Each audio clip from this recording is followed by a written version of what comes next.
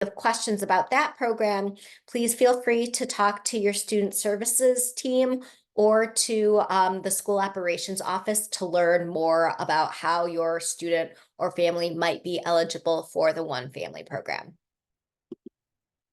Okay, so before we really start digging into the college costs and why college costs so much, we're going to think a little bit just generally of general considerations for post-secondary planning, recognizing that we have students and families from all different grade levels, and you might be at different places right now, especially at the end of April of the school year.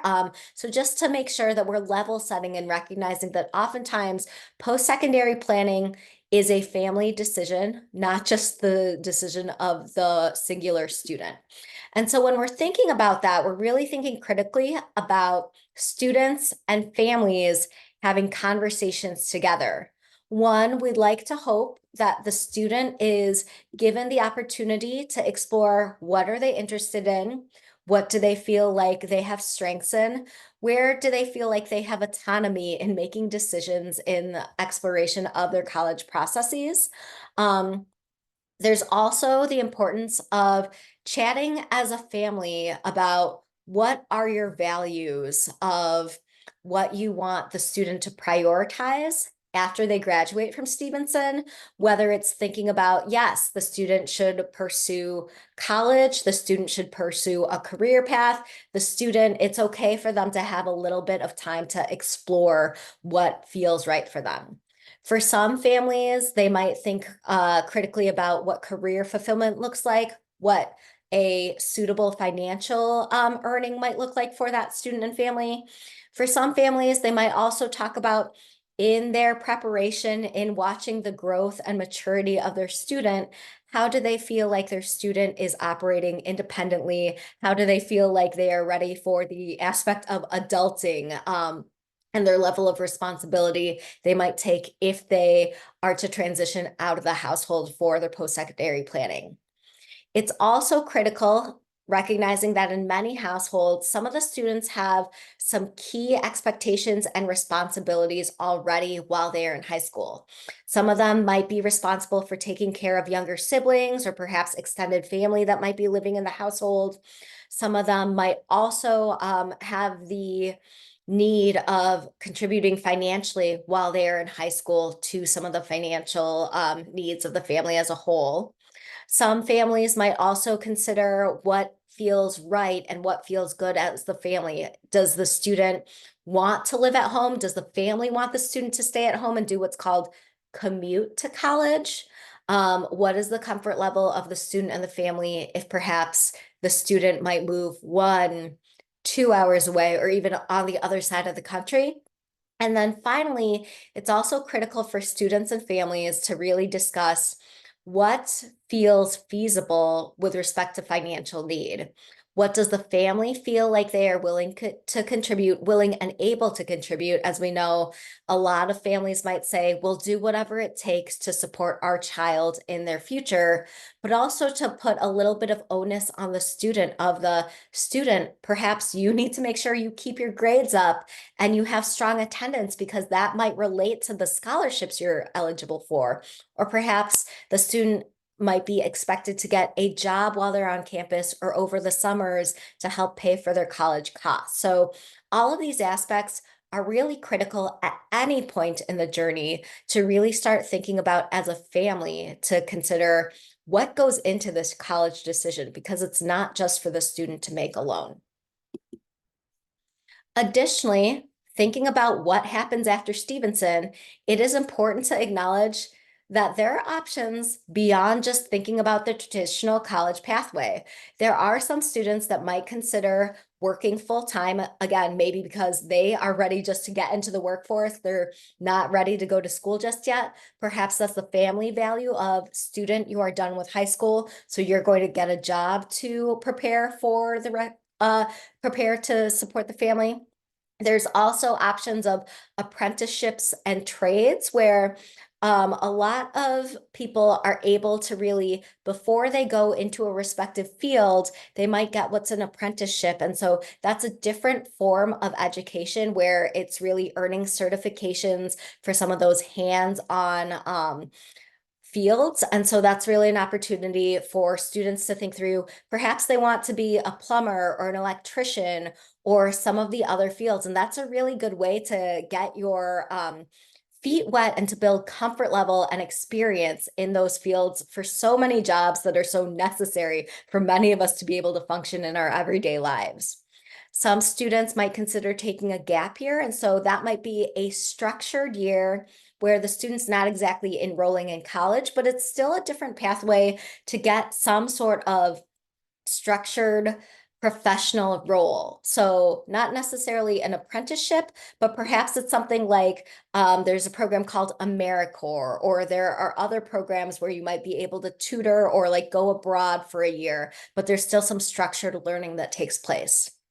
There are several other students that might consider pursuing the military after Stevenson, and I say that with respect to every year Stevenson has a few presentations from the military, and so students are able to talk to their counselors or their post-secondary counselors to learn more about that.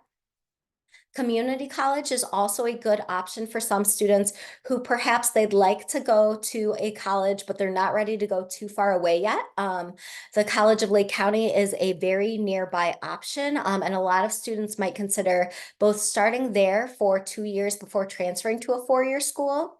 I will also say that while in high school, there's the option to take some community college classes through the tech campus program as well. And that's where some students can get some additional college credit before heading to the four-year college.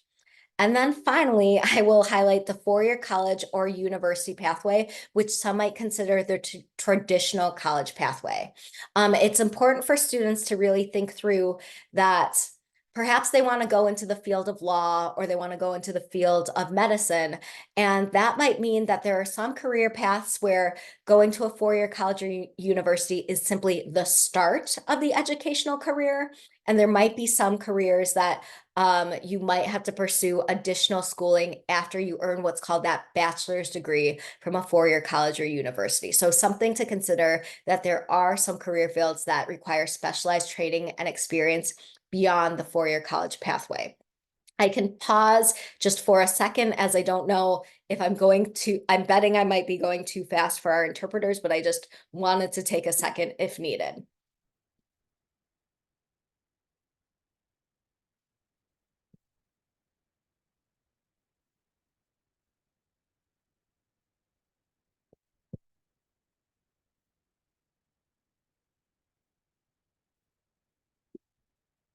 Okay. As we continue talking about post-secondary exploration and options, I also want to highlight to explore college.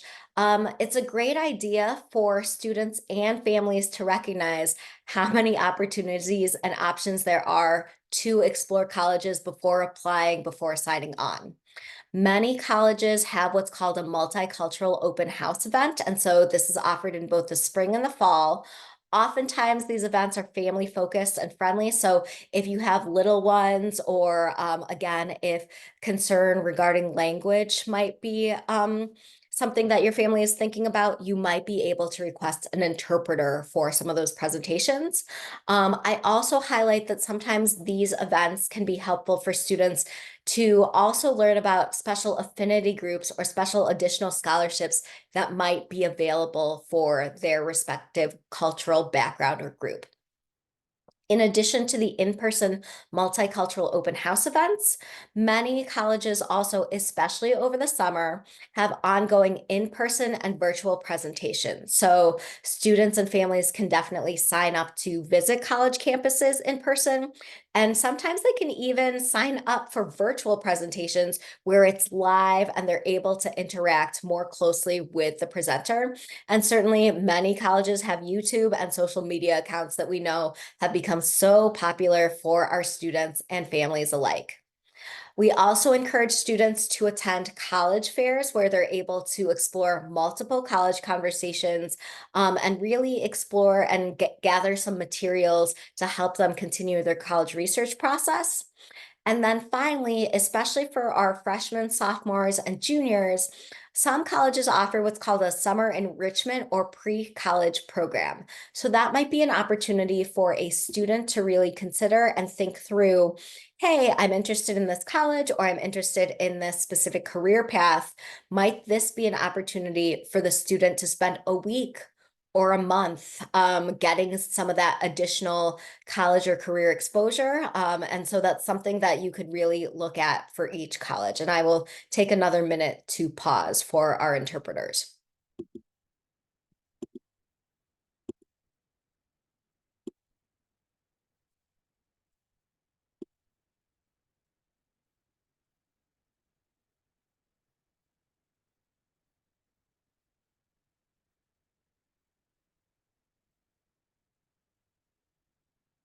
I will continue moving along.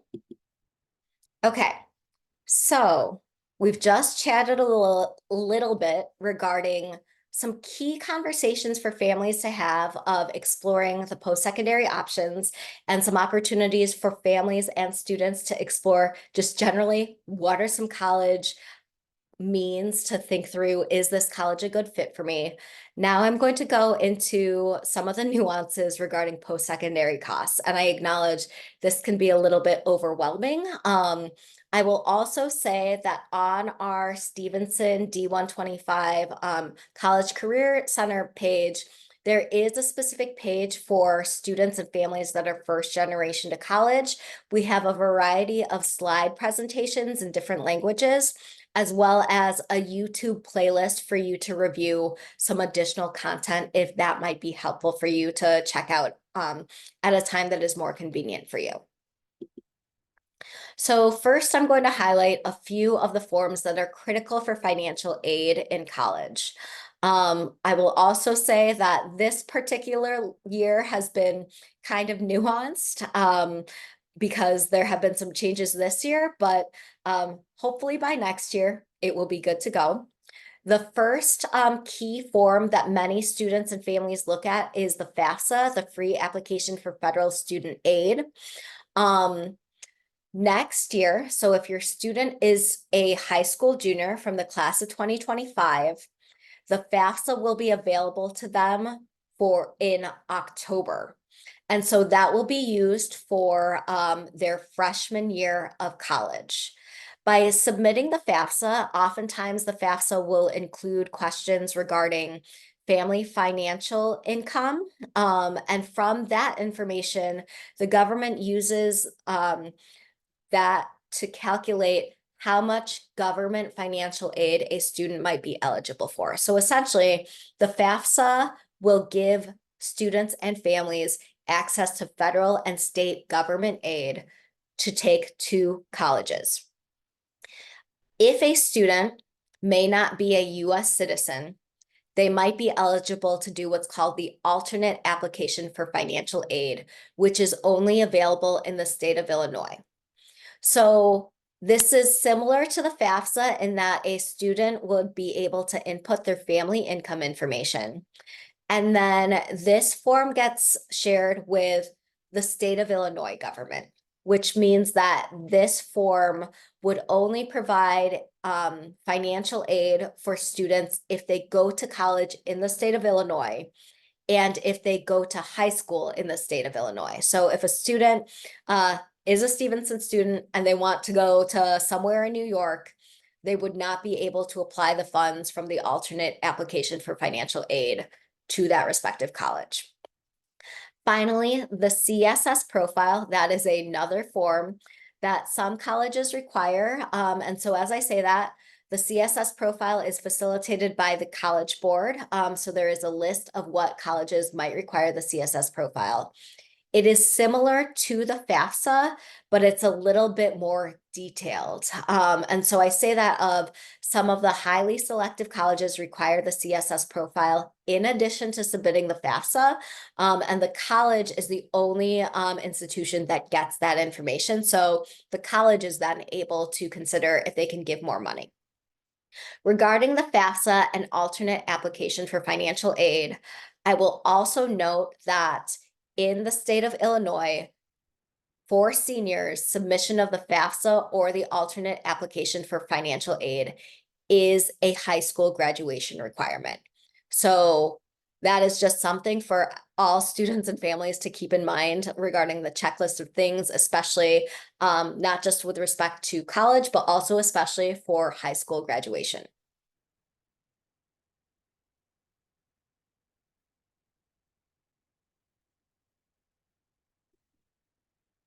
Okay. On this slide, I have a breakdown of some of the key words that are oftentimes noted as costs for college. I know sometimes we can see a lot of terminology on college websites, and it can be confusing as to what that means. The first term on this list is tuition. Tuition is oftentimes the biggest line item on a college listing of what the biggest cost is. It might range from $5,000 to 60, 70, $80,000 for certain colleges. And essentially, tuition is how much the college is saying they are valuing the level and quality of instruction and curriculum that is being facilitated at that college.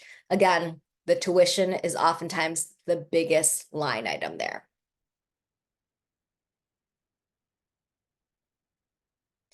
The next term on this list is mandatory fees, which sometimes we forget about, which is why I'm highlighting here. Mandatory fees can oftentimes include campus fees like the maintaining the quality of the facilities, the buildings, the activities fee, whether or not a student is participating in their respective activities at school. So if they're not attending those co-curricular events, they've already paid for it. So they might as well go to some of those free events. Technology fees on campus are oftentimes looped into mandatory fees. And finally, athletic fees are oftentimes included in mandatory fees, whether or not the student decides to go to the recreation or wellness center. That is also something they're paying for.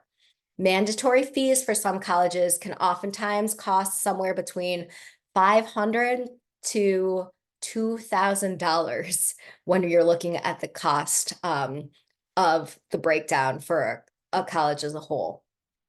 The next term, room and board, that oftentimes is noting the cost of living on campus. So whether a student is living in the dorms, whether they have access to a meal plan. I know there are some colleges where they pay for X number of meals per week. And so they automatically are able to have access to that many meals per week. There are some colleges where the cafeteria cost for food is you pay for whichever item you are going to purchase. So that might mean you have to pay for a sandwich, a drink, and a bag of chips separately. Whereas in other colleges, the cafeteria might say, get as much food, as many bags of chips, as many sandwiches you want just during this one time you visit the cafeteria. So that is the cost of room and board.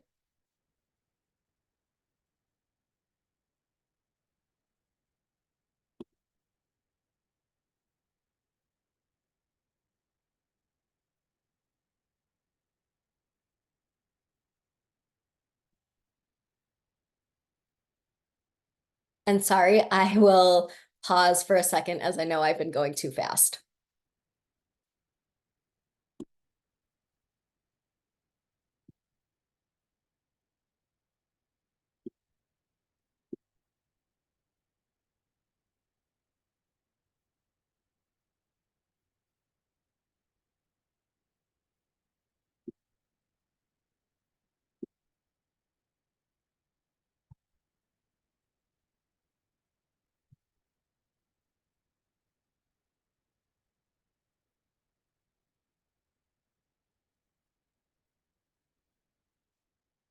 And again, I apologize to the interpreters as some of this viewing is a little tricky right now.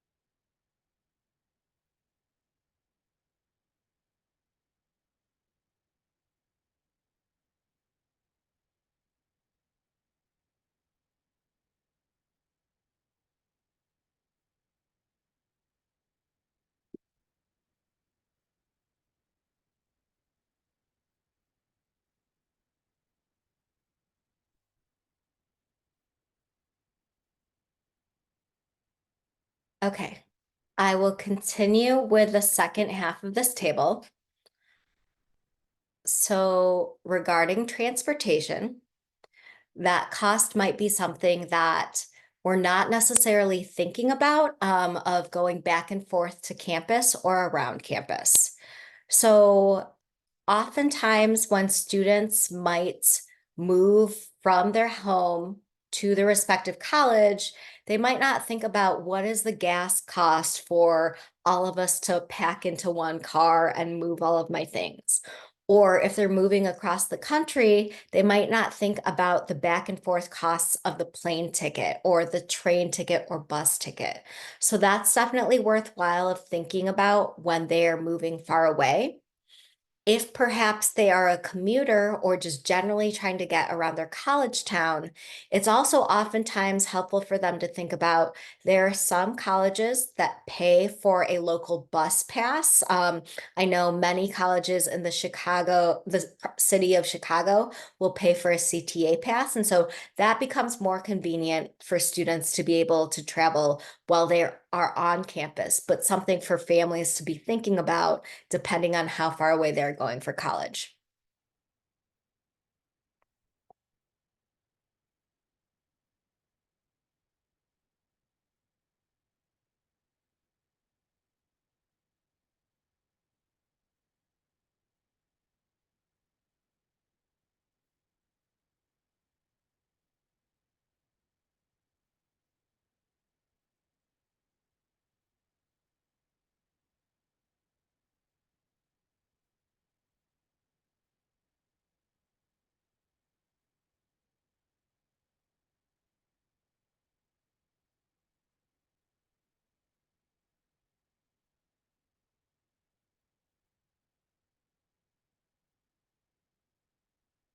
Another cost that's important for students and families to be thinking about is the cost of textbooks and supplies. It's interesting because while there are some colleges that are saying we're going to go to textbooks that are solely online, they're ebooks, electronic books, sometimes there's still a cost to be able to access those ebooks. And so it's helpful for students to look at some of those costs and anticipate textbooks, whether they are electronic or hard copy, might be between $300 to $800 per semester. There's also obviously the cost of a computer, potential software, backpack, pens, notebooks, basic school supplies. And while there are opportunities to think through, maybe can a student rent their textbook or find a low cost alternative, it's still important to know that is maybe a cost that they didn't have to worry about at Stevenson. That's definitely going to be a bigger cost upfront while they are in college.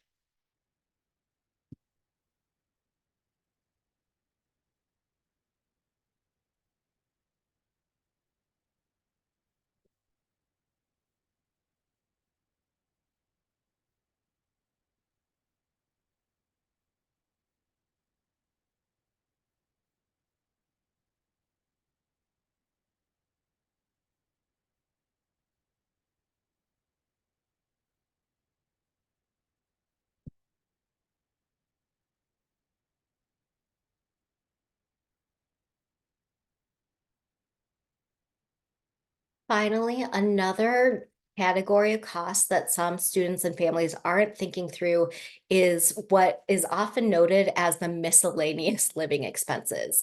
And so, miscellaneous will really include a lot of personal items for the students. It might be toiletries, it might be like a laundry hamper or detergent, the bedding for in the dorms, the beds are oftentimes a different size than the beds a student and family might have at home. They might want specific cleaning supplies. Certainly, students would need their clothing. And then they might want to have extra money for fun stuff like who knows if maybe they want just some extra spare money if they want to go grab McDonald's with their friends or something like that. So, oftentimes, the miscellaneous living expenses can also be something that students and families need to account for as well.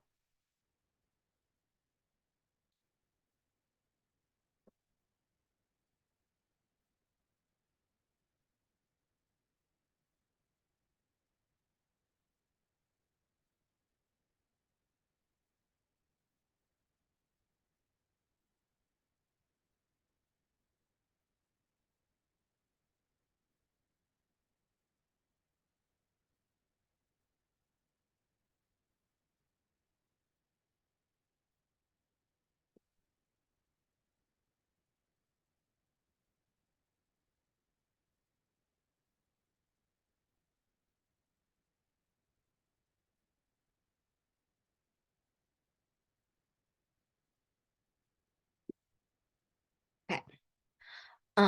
Some other things to be thinking about regarding exploring some of the opportunities um, at Stevenson is to recognize that we do have the College Career Center.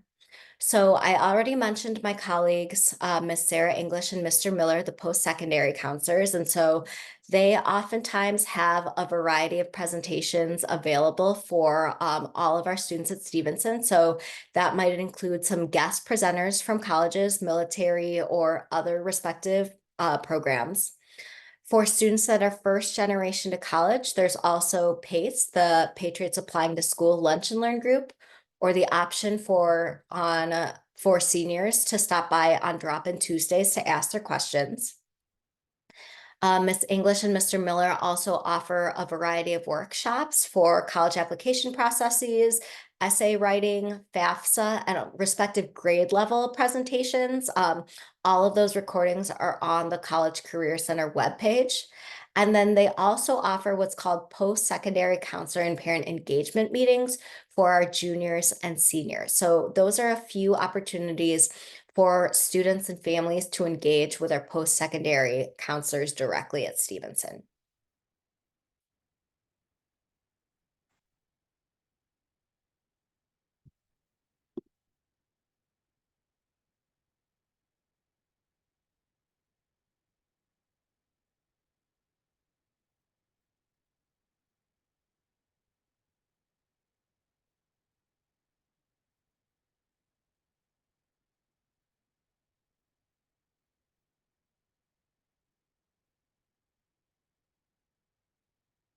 Additionally to our post-secondary counselors, we have Miss Jamie Travis, our career exploration specialist that's also located in the College Career Center. Students are able to sign up for one-to-one appointments to really talk through their career interests and set up job shadows.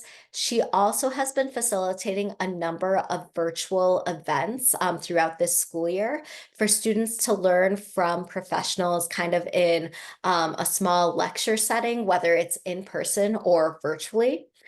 She also helps to coordinate some of our summer school courses. They might still have a few openings in health sciences, business, engineering, and law. And so, if students want to explore that, that is an offering that they're able to really pursue at Stevenson through summer school. And those classes are often about 1 to 2 weeks long.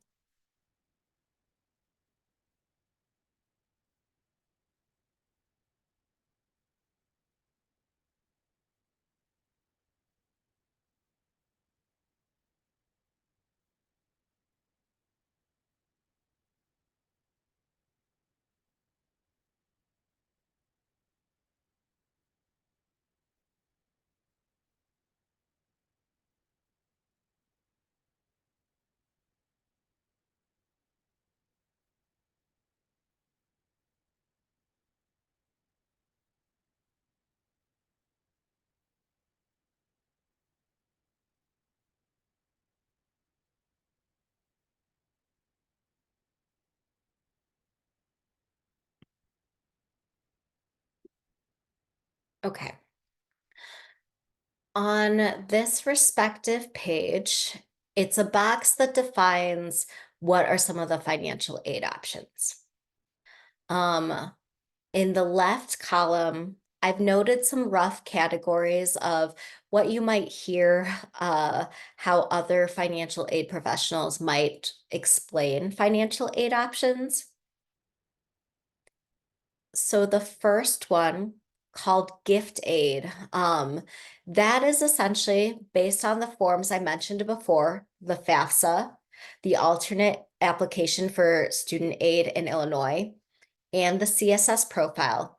Just by filling out those forms, a student would be eligible for what's called gift aid. And so that is called need-based aid based on your family's income.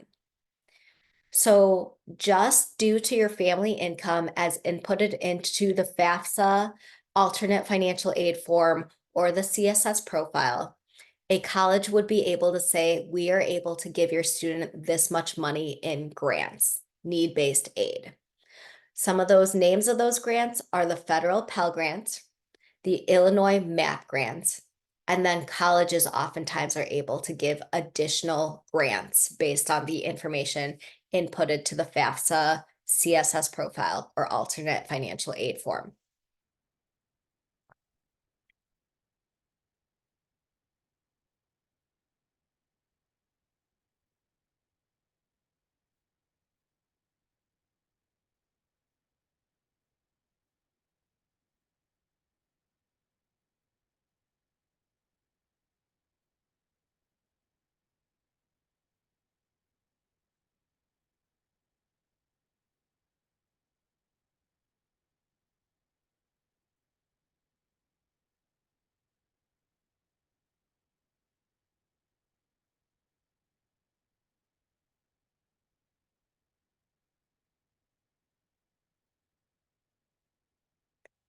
In addition to the gift aid, students would be eligible for earned or worked for aid, or what I would also call merit-based aid.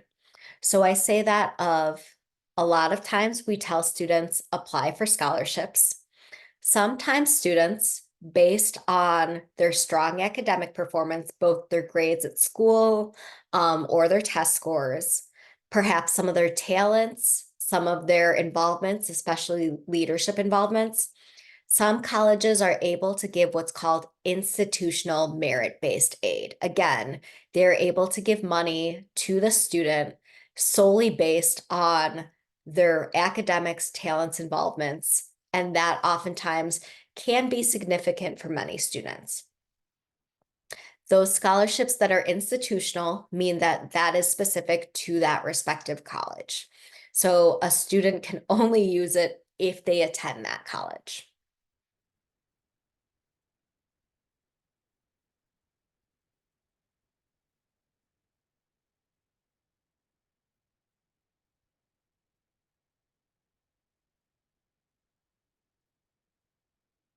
In addition to the institutional scholarships, there are a lot of companies and organizations nationwide that offer what's called private scholarships.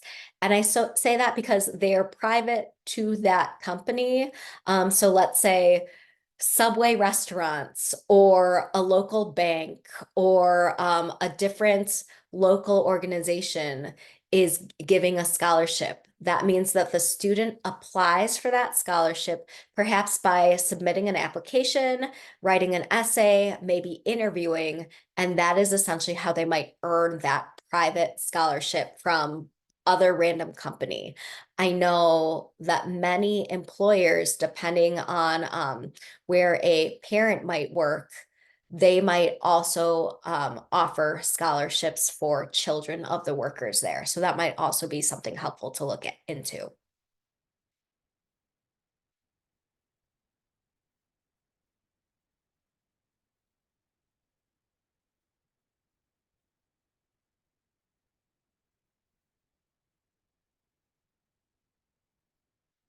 There's also an offering once students apply to college called work study. So that's an on-campus college job where the student might work in the rec center or the library at the respective college or some other building on campus. And the money that they earn from that on-campus job goes directly to help pay for some of their college costs. One of the benefits to a work study job is if the student needs some time to maybe meet with a teacher or to study for an extra day or something, oftentimes the work study job might be more flexible to the college student's schedule.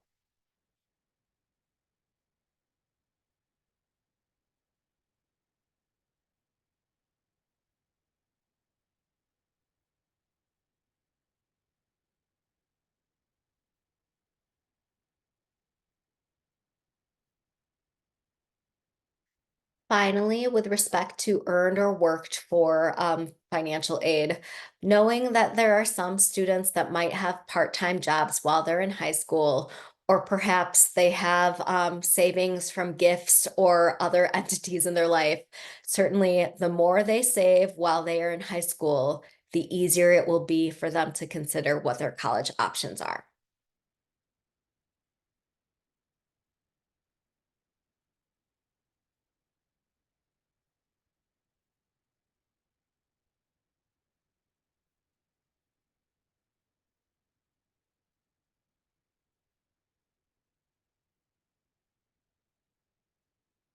Finally, on this page, I will mention what's called borrowed aid, which is really loans. There are two basic types of loans. One of them, the federal loans, which is offered through the government. If a student submits the FAFSA, they will automatically be eligible for federal loans. That does not mean they have to take out those loans, but it's something that will be offered to them from every college that they apply to. Separately from the federal loans, many students might be offered what's called private loans. And again, those might be offered by a different financial institution. Oftentimes, federal loans have lower interest rates than private loans. And so students can talk to respective college financial aid offices for more information about those options if it came down to it.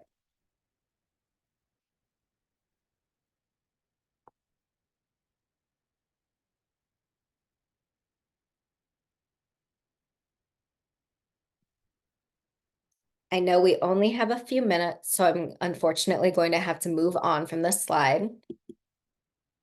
I wanted to give just generally a snapshot, as I mentioned, merit-based financial aid. If you look up the term merit-based financial aid, there are some colleges that oftentimes just have a very simple table that is this easy to see. What is the student's GPA? What might be their test score? And you can already figure out how much financial aid a student would be eligible for right away.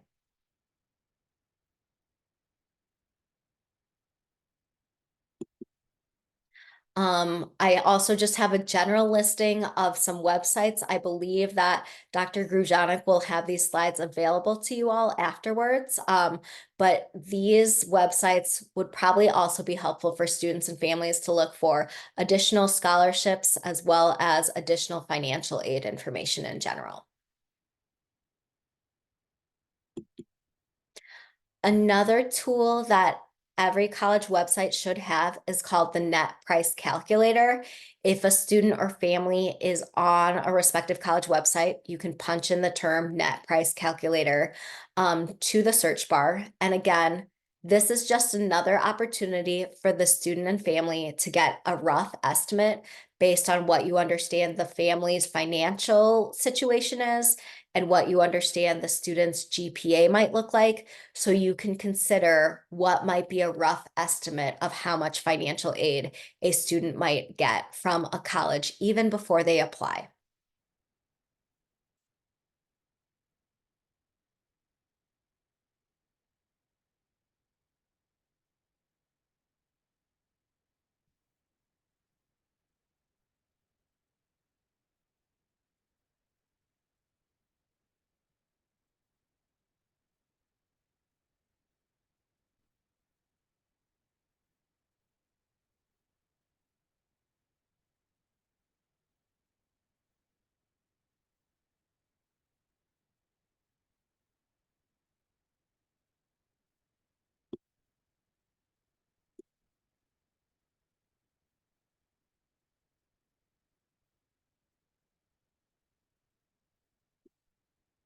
Okay.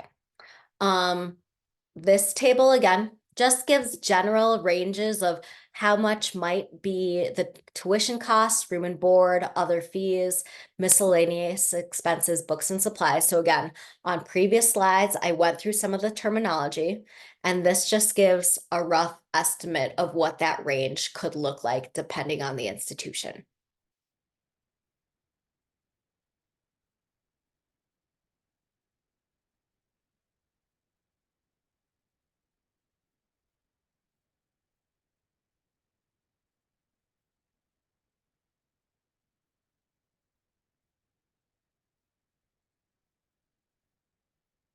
Okay.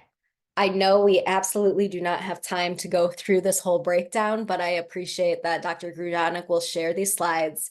This is an example of what are the costs, what does financial aid look like, and what might the net price look like for some of these institutions. So in the top box, I have what's called the sticker price. So if you look at the websites for College of Lake County, Illinois State, or Lake Forest, and you look at the tuition, the fees, the room and board, and add that up, that's what the first box for sticker price is for each institution. Then in the next box, I put together estimates of what might financial aid look like from those institutions if one is to submit the FAFSA, have a respective financial need, and be offered loans. And then in the final box, net price for all three institutions, I've given an estimate of how much would the student or family receive if they took out the loans versus if they did not take out the loans.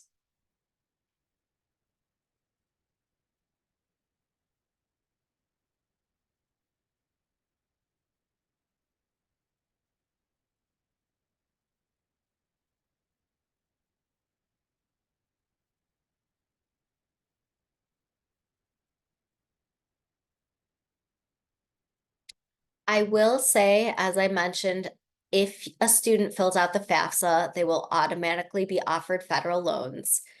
As I said, it's not required to take out the federal loans if a student doesn't need them. So in some cases, there is a note where the student gets a refund, especially if they take out the loans. So that's definitely worthwhile for students to consider of the, if I don't need the loans, then I don't have to take them out. Also, as we mentioned, some students might have savings or part-time jobs that will also certainly lessen these net price costs of how much a student or family might be expected to pay for those college costs.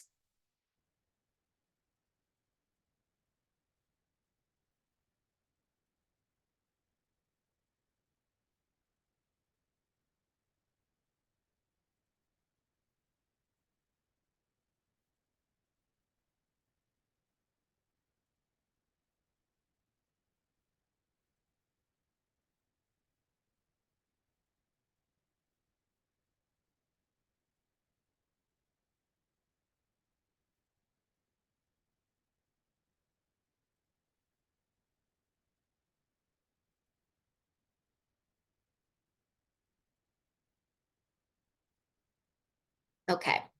So, as we are wrapping up, I think it's really important to revisit and consider the idea that oftentimes some might consider, obviously, my student or my family are thinking that the cheapest cost college is the one that my student or child should go to. And I think this is where it's always important to consider priorities because sometimes there is benefit if the student feels like it's, or student and family feel like it's financially feasible to go to the more expensive college because that might mean the student is able to participate in more co-curriculars, or perhaps there might be more opportunities they are prioritizing that they want. And I apologize, I received a question regarding the last slide with the respective costs.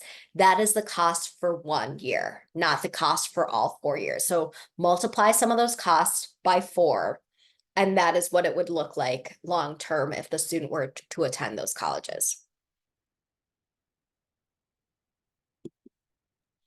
And Um, sorry. sorry, sorry, I was gonna say, I was following your presentation, so I know you only had this one slide left. Yep. So I wondered if that was a good segue to get in maybe like a couple questions here and there for the Sure. last 2 minutes. Um, I know this is a lot of information and we're going to share it with everyone. And um, we're like, this should be like, 4 nights. It's just so much really, really good information that you have to share with families, Yeah. especially for our multilingual students. Mhm. So maybe if anyone has any questions, they can put them into the chat and we can answer them now, or they can unmute and we can Yeah. answer a couple of Yeah. things. I apologize I went so quickly, but here we are at 6:58, so I'll stop sharing. And if you wouldn't have gone that fast, we wouldn't have gotten to the end. That's okay. I I also want families to know that those links, that page of links that Eileen put on that had in the slides, I have put in the chat.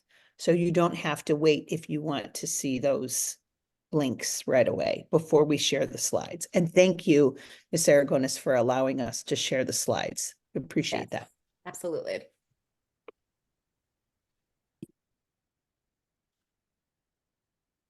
So if anyone has any questions that they would like to put in the chat or unmute and ask, um, I have a I, question. yes, Sure. hi. What can be some resources to find the scholarships that we can apply and stuff like that? Sure. I think Dr. Grujanek did add this in the chat, but some recommended websites that I encourage your student and family to look into. One of them is called fastweb.com, which that is a scholarship database. Another scholarship database that I think is very relevant, especially for those of you here, and I'm going to actually put this on. It's called Appley hang on, appily.com. And it used to be called College Greenlight. And so I highlight that is a website specific for students and families that are first generation to college. And so that is a scholarship database that is helpful, not just for scholarships, but also their general articles, webinars, that might be beneficial, especially for some of our multilingual families. Thank you so much. You're welcome. Okay, we are right at Yes. 7 o'clock tonight. Excuse me. Yeah, I have one more question. Okay. So my son has been